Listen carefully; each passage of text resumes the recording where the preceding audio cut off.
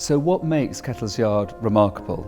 There's a wonderful sense here that the house is more than the house. Really, it's a place of ideas, it's a place of imagination, it's a place of inspiration. Kettle's Yard appeals to all the senses. Not only do you see the beautiful works of art around you, you can hear the sounds of the cottage floorboards, you can smell the fresh flowers, and you can sit down in all the different chairs that Jim Eade had in his home.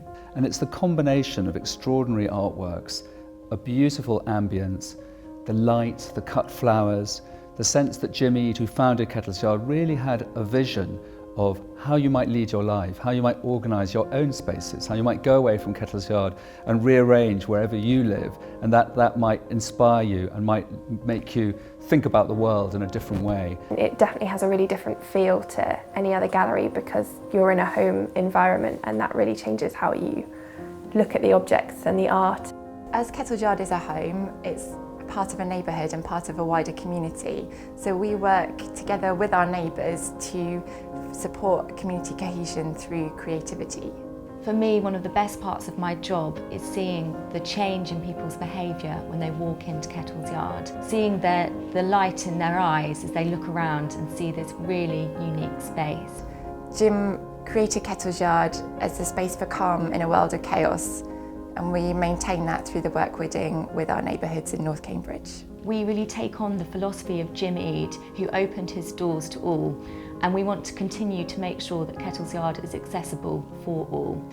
To empower young people to create their own programme at Kettle's Yard and to create opportunities for them to become the next curators or the next musicians of the future.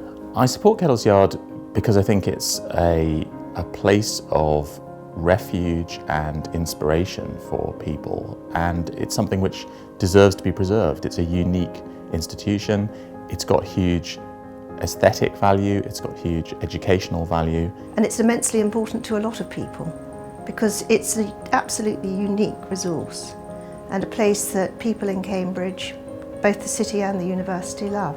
So the Eade Circle for me is a great opportunity to support Kettle's Yard in a more meaningful way than just the occasional visit. It's a group of people who are not only passionate about Kettle's Yard, but also passionate about the wider community in which Kettle's Yard sits.